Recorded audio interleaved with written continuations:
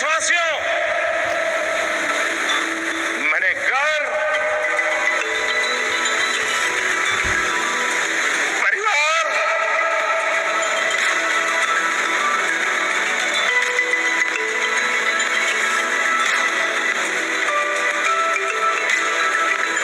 सब कुछ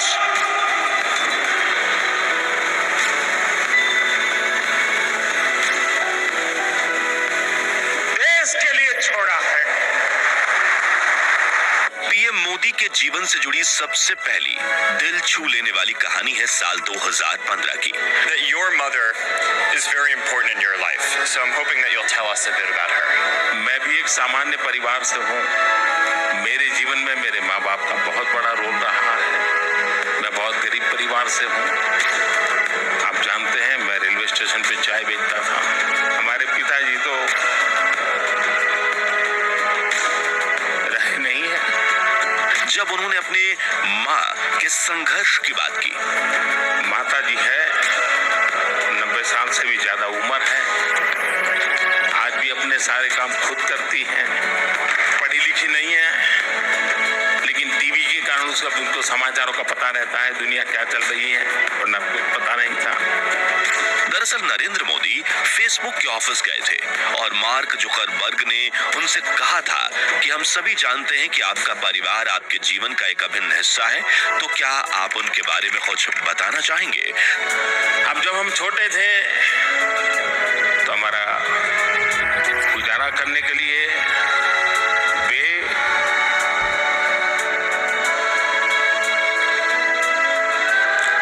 अड़ोस पड़ोस के घरों में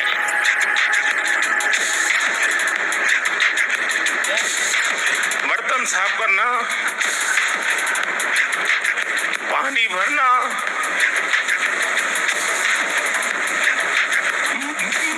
मजदूरी कर रहा।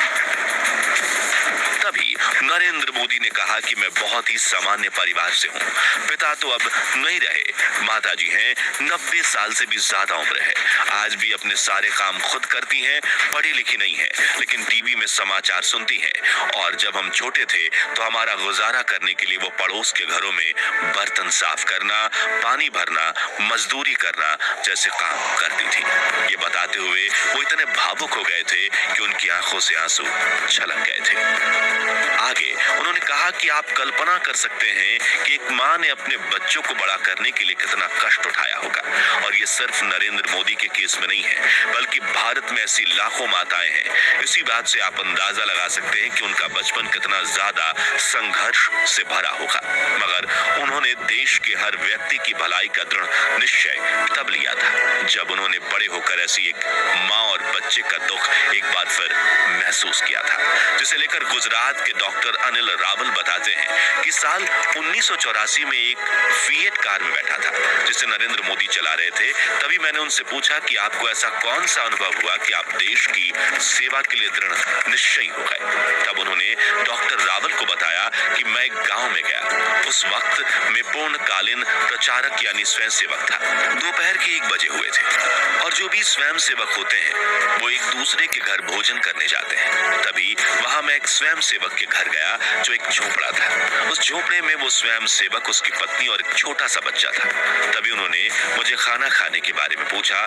मैंने हाँ कह दिया।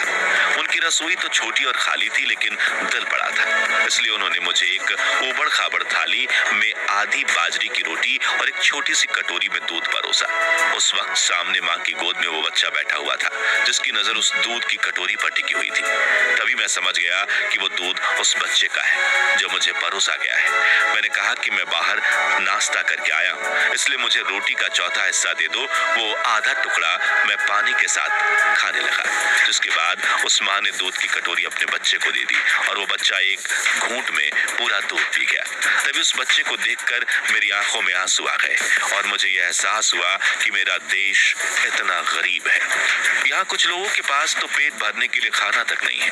तभी मैंने अंतिम मानव के उत्थान का दृढ़ निश्चय लिया था। साथियों, उस घटना के 2 सदियां बीत गईं, लेकिन मोदी जी कभी उसे भूले नहीं थे और उसके तर्ज पर साल 2001 में वो जैसे ही गुजरात के मुख्यमंत्री बने और उन्हें गरीबी की सेवा करने का मौका मिला तो उन्होंने उनके लिए कई कदम उठाए। फिर देश के प्रधानमंत्री बनने के बाद उन्होंने पूरे भारत के अभावग्रस्त लोगों की सहायता के भी कदम उठाए। साथियों, हम सभी जानते हैं कि नरेंद्र मोदी के जीवन में अटल बिहारी वाजपेयी का काफी अहम योगदान रहा है। उन्हीं के कहने पर नरेंद्र मोदी दिल्ली से गुजरात वापस आए थे और चुनाव जीतकर गुजरात के मुख्यमंत्री बने थे। साल 1996 में इन दोनों की एक दिल छूने वाली फुटेज वायरल हुई थी। ये तस्वीर उस वक्त की है जब साल 1996 में राष्ट्रपति शंकर दयाल शर्मा ने अटल जी को प्रधानमंत्री बनने का न्योता दिया था। मुझे प्रधानमंत्री नियुक्त किया है और कल मेरा मंत्रिमंडल शपथ लेगा। राष्ट्रपति से मिलकर जब अटल बिहारी वाजपेयी पार्टी ऑफिस पहुंचे तब सभी कार्यकर्ताओं ने बड़ी धूमधाम से उनका स्वागत किया। लेकिन इन सभी के बीच एक शख्स ऐसा था जिसकी खुशी का कोई ठिकाना नहीं था। वो शख्स दौड़ते हुए अटल जी के पास आया और पूरे दिल से उन्हें गले लगा लिया। अटल जी ने भी 3 बार उनकी पीठ थपथपाई। ये शख्स था नरेंद्र दामोदर दास मोदी, जिन्होंने अटल जी के हाथ को अपने सर पर लगा लिया। साल 2001 में जब नरेंद्र मोदी गुजरात के मुख्यमंत्री बने, उसके कुछ महीनों बाद अटल बिहारी वाजपेयी गुजरात आए थे और वहां उन्होंने उस राजधर्म का जिक्र किया था जिसकी सीख उन्होंने नरेंद्र मोदी को दी थी। चीफ मिनिस्टर के लिए मेरा एक ही संदेश है कि वो राजधर्म का पालन करें। राजधर्म।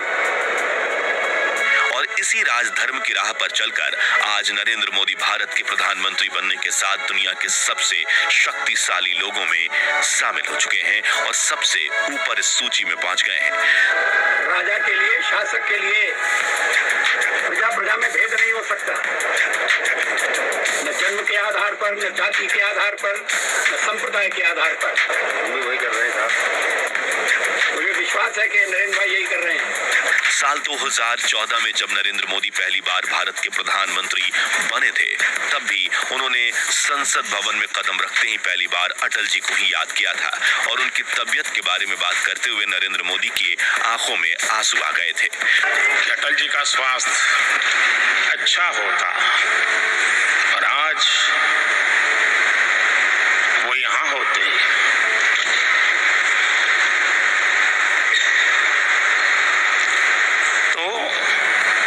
सोने में सुहागा होता। 16 अगस्त 2018 के दिन जब 93 साल की उम्र में अटल बिहारी वाजपेयी जी का दुखद निधन हुआ तब उनकी अंतिम यात्रा का हिस्सा बनने के दौरान भी पीएम मोदी की आंखों में आंसू भर आए थे, जिसके बाद उन्होंने उन्हें याद करते हुए एक स्पीच में पीएम मोदी ने कहा था कि अटल जी मेरे पिता समान थे, आप भी सुनिए। मेरे लिए तो अटल जी का जाना पिता तुल्य संरक्षक का साया सिर से उठने जैसा है। आदरणीय अटल बिहारी वाजपेयी जी जो आज चुप हो गए हैं। मई 2014 में जब नरेंद्र मोदी ने प्रधानमंत्री बनकर सदियों से देश पर राज कर रही कांग्रेस सरकार का तख्ता पलट दिया था तब भी एक सभा के दौरान आडवाणी जी ने कहा था कि नरेंद्र भाई ने भाजपा का हिस्सा बनकर कृपा की है, जिसका उत्तर देते हुए पीएम मोदी के आंसू छलक आए थे। आडवाणी जी ने एक शब्द प्रयोग किया, मैं आडवाणी जी से प्रार्थना करता हूं वो शब्द उपयोग न करें। उन्होंने कहा नरेंद्र भाई ने कृपा की।